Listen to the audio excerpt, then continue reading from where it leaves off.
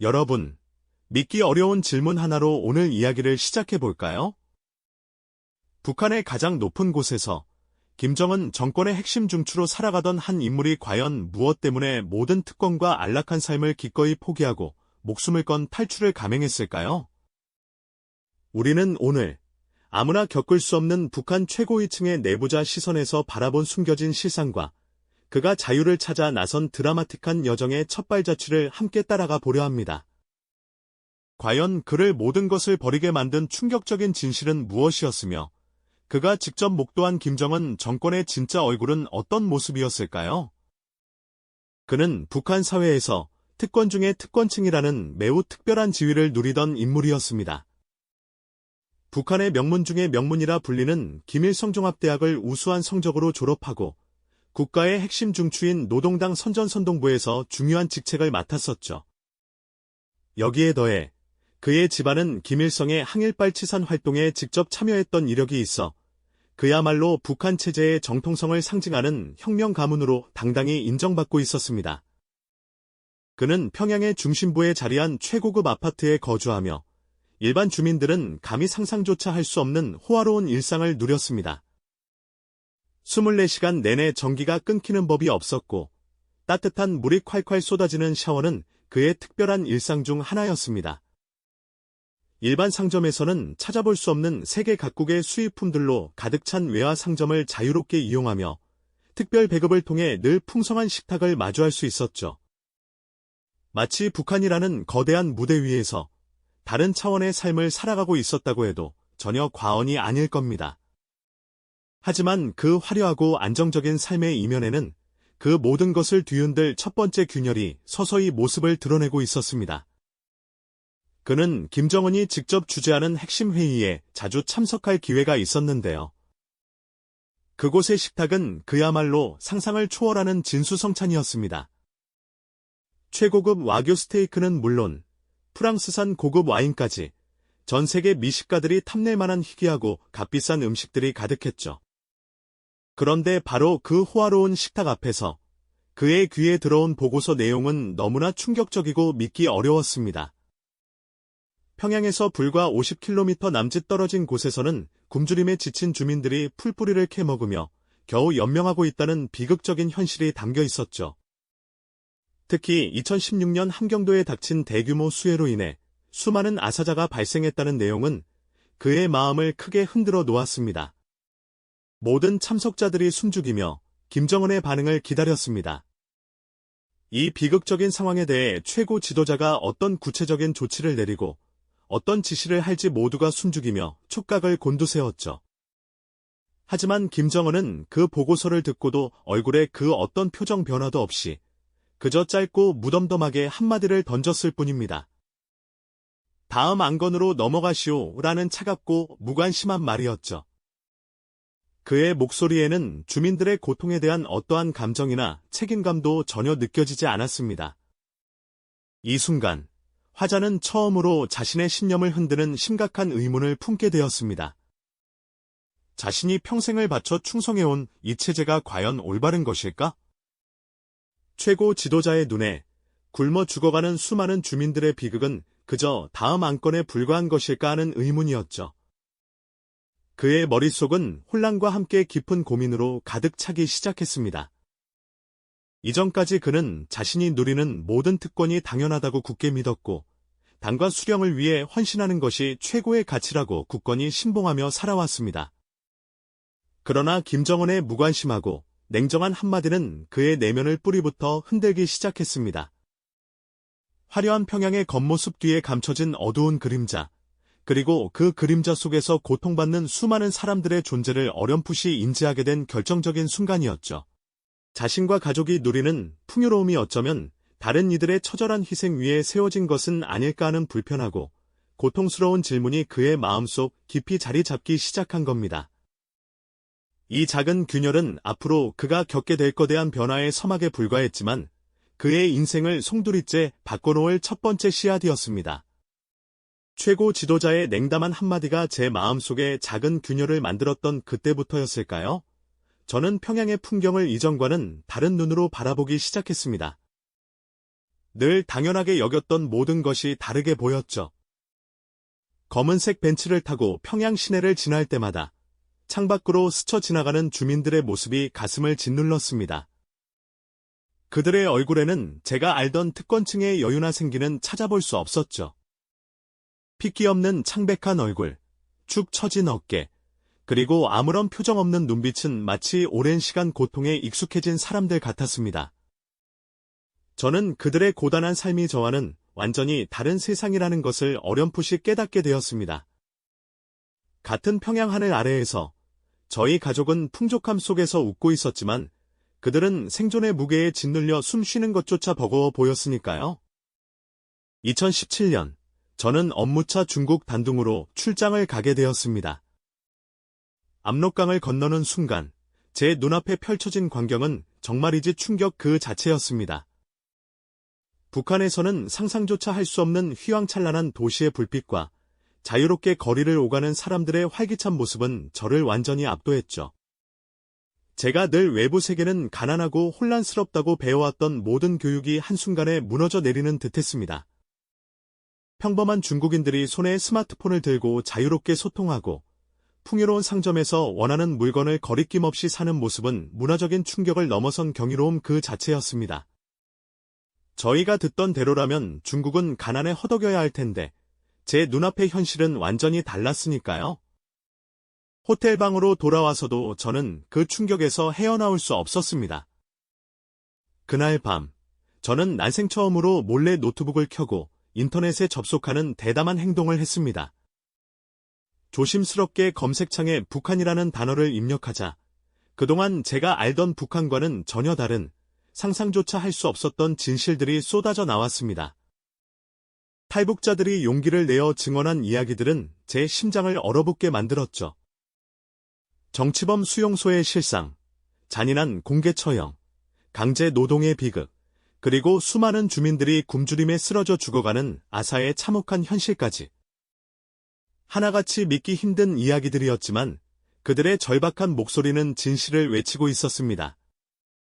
그 순간, 저는 제가 그동안 당과 수령을 위해 헌신하며 살아왔던 삶이 어쩌면 이 모든 비극을 은폐하고 정당화하는 데 일조한 공범이었을지도 모른다는 뼈아픈 죄책감에 휩싸였습니다.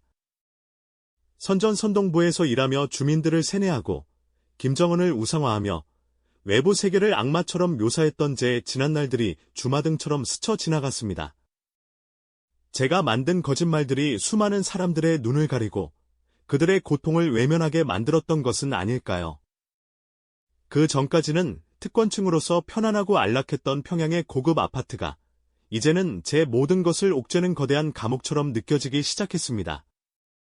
창밖으로 보이는 화려한 평양의 야경은 더 이상 아름답지 않았습니다.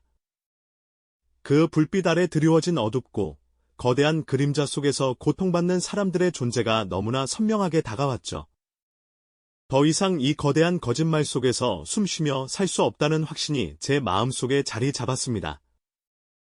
그리고 그날 밤, 저는 제 인생을 송두리째 바꿀 탈북이라는 결심을 굳히게 됩니다. 이 모든 특권을 버리고 자유를 찾아 나서겠다는 단호한 의지였죠. 더 이상 이 거대한 거짓말 속에서 숨쉬며 살 수 없다는 확신이 제 마음속에 자리 잡았습니다. 그리고 그날 밤, 저는 제 인생을 송두리째 바꿀 탈북이라는 결심을 굳히게 됩니다. 이 모든 특권을 버리고 자유를 찾아 나서겠다는 단호한 의지였죠. 그리고 마침내 2018년, 다시 중국으로 출장을 가게 되었을 때, 저는 더 이상 망설이지 않았습니다. 오랫동안 계획했던 대로, 저는 그날 밤 제가 묵던 호텔을 몰래 빠져나왔습니다. 낮에는 번화했던 거리도 밤이 되자 고요함 속에 짙은 어둠을 들이우고 있었죠. 어둠 속에서 저는 미리 약속해둔 브로커와 은밀하게 접선했습니다. 그 순간, 제 심장은 마치 북처럼 격렬하게 울렸습니다. 이제는 되돌아갈 수 없는 강을 건넜다는 생각에 극도의 공포가 밀려왔지만, 동시에 알 수 없는 해방감이 저를 감싸는 듯했습니다. 여권도, 돈도, 심지어 신분증조차 없이, 저는 그저 몸 하나만으로 정든 땅을 등진 도망자가 되었습니다. 중국 공안에게 잡히면 곧바로 북송되어 처형당할 수 있다는 사실은 제 발걸음을 뗄 때마다 섬뜩한 경고음처럼 귓가를 맴돌았습니다. 그렇게 저는 2주라는 시간 동안 캄캄한 트럭 화물칸 속에 몸을 웅크리기도 하고 낯선 시골길을 밤새도록 걷기도 하면서 중국 남부 지역을 가로질렀습니다. 숨막히는 어둠 속에서 덜컹거리는 트럭은 마치 저승으로 향하는 관짝 같았죠. 좁은 공간에서 짐짝처럼 실려가며 혹시라도 공안의 검문에 걸릴까봐 숨소리조차 크게 내지 못했습니다. 매 순간이 살얼음판을 걷는 듯한 긴장의 연속이었습니다. 때로는 인적이 드문 산길을 헤치고 나아가기도 했습니다. 발에 물집이 잡히고 피가 나도 멈출 수 없었죠. 뙤약볕 아래 목마름과 허기는 기본이고 밤에는 차가운 길바닥에서 잠을 청해야 했습니다. 모깃대와 낯선 벌레들이 온몸을 기어다니는 불쾌함은 차라리 사치처럼 느껴질 정도였죠. 평생을 특권층으로 살며 호의호식했던 제가 이제는 길가에 버려진 쓰레기통을 뒤져 먹을 것을 찾아야 하는 신세가 되었습니다. 단 한 번도 상상해 본 적 없는 비참한 현실이었죠. 씻지도 못한 채 지저분한 옷차림으로 굶주림에 허덕이는 제 모습은 거울을 볼 때마다 낯선 사람처럼 느껴졌습니다. 그런데 참으로 역설적이게도 이 모든 고통 속에서도 제 마음 한편에는 묘한 자유로움이 피어나고 있었습니다. 더 이상 누군가의 감시를 받거나 거짓된 사상에 갇힐 필요가 없다는 사실이 육체적인 고통을 잠시나마 잊게 해주었죠. 제가 겪는 이 모든 고난은 진정한 저를 찾아가는 과정이자 새로운 삶을 향한 통과의 레처럼 느껴졌습니다. 비록 몸은 고달팠지만 제 영혼은 비로소 족쇄를 벗어던진 듯 가벼워지는 것을 느꼈습니다.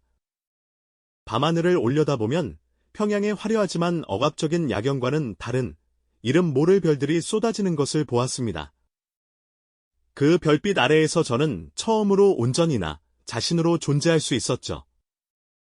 두려움과 불안감은 여전했지만 그 속에서 피어나는 희망의 불씨는 꺼지지 않았습니다. 그렇게 생사의 고비를 넘나들며 중국을 가로질러 라오스 국경을 넘었고 다시 태국으로 향했습니다. 마지막 목적지인 방콕의 대한민국 대사관 문이 제 눈앞에 나타났을 때 저는 더 이상 제 감정을 주체할 수 없었습니다. 그 순간 모든 긴장이 한꺼번에 풀리면서 뜨거운 눈물이 쏟아져 내렸습니다. 마치 오랜 시간 동안 굳게 닫혀있던 마음의 빗장이 풀리는 듯했죠. 그 눈물 속에는 그동안의 고통과 두려움, 그리고 마침내 안전한 곳에 도착했다는 안도감이 뒤섞여 있었습니다. 드디어 제가 꿈꾸던 자유라는 세상의 문턱에 발을 들여놓았다는 사실에 저는 한없이 울고 또 울었습니다. 태극기가 바람에 펄럭이는 모습을 보며 이제는 제가 대한민국이라는 품 안에서 새로운 삶을 시작할 수 있다는 희망을 품게 되었죠. 드디어 대한민국 땅을 밟게 된 순간 저는 인천공항 입국장을 나서며 또 한 번 벅찬 감동에 휩싸였습니다. 자유롭게 오고 가는 수많은 사람들의 모습, 그들의 편안한 표정 하나하나가 제게는 기적처럼 다가왔죠. 북한에서 늘 감시와 통제에 익숙했던 저에게 이곳의 사람들은 그저 평범하게 자신의 삶을 누리고 있었습니다. 그 광경은 마치 꿈속의 한 장면 같았어요. 북한에서는 상상조차 할 수 없던 너무나 자연스러운 일상들이 제 눈앞에 펼쳐져 있었죠. 하나원에 입소하여 새로운 세상과 마주하게 된 순간들은 더욱 놀라웠습니다. 북한에서는 상상조차 할 수 없던 정보의 바다, 특히 저를 가장 충격에 빠뜨렸던 것은 바로 인터넷이었죠. 그 미지의 세계는 제 모든 사고를 뒤흔들 준비를 하고 있었습니다. 저는 조심스럽게 검색창에 김정은이라는 세 글자를 입력했습니다. 그리고 제 눈앞에 펼쳐진 수많은 기사들은 제가 북한에서 보고 듣던 내용과는 완전히 달랐습니다. 김정은을 비판하고 그의 정책을 분석하는 자유로운 글들이 넘쳐났죠. 유튜브에서는 북한의 실상을 고발하는 영상들이, 페이스북에서는 사람들이 자유롭게 자신의 의견을 나누는 모습들이 보였습니다. 제가 평생을 바쳐 선전선동했던 모든 것이 한순간에 무너지는 기분이었어요. 비로소 저는 정상적인 삶이 어떤 것인지, 그리고 자유가 얼마나 소중한 가치인지 온몸으로 깨닫게 되었습니다. 하지만 이 모든 자유와 행복 속에서도 제 마음 한구석에는 늘 무거운 짐이 놓여 있었습니다. 북한에 남겨진 가족들, 그리고 제가 등지고 온 2,500만 북한 주민들의 얼굴이 아른거렸죠. 하지만 서울의 밤하늘을 수놓은 불빛들을 바라보며 저는 다시 안도감을 찾곤 했습니다. 이 불빛들이 저에게는 희망이자 제가 지켜야 할 약속처럼 느껴졌으니까요.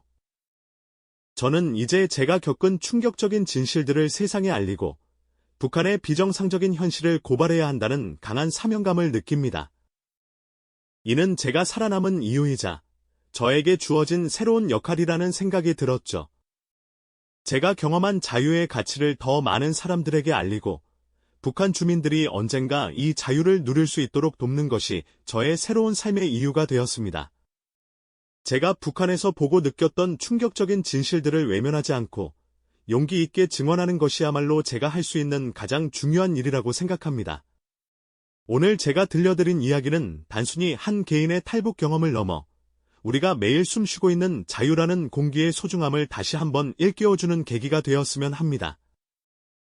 북한의 비극적인 현실에 대한 우리의 무관심은 또 다른 비극을 낳을 수 있음을 우리는 기억해야 합니다. 작은 관심과 진심 어린 연대가 모여 언젠가는 북한의 거대한 변화의 물결을 일으킬 수 있다고 저는 굳게 믿습니다. 우리 모두의 노력이 필요한 때이죠. 북한 주민들이 진정한 자유를 누리는 그날이 마침내 올 때까지 저는 이 자리에서 멈추지 않고 계속해서 그들의 목소리가 되어 진실을 외치고 알릴 것입니다. 그 희망찬 미래가 하루빨리 도래하기를 간절히 바라면서 여러분의 지속적인 관심과 응원을 부탁드립니다. 이 영상이 도움이 되셨다면 좋아요와 구독 부탁드립니다. 여러분의 응원이 제게 큰 힘이 됩니다. 다음 영상에서도 더 유용한 정보를 공유하겠습니다. 감사합니다.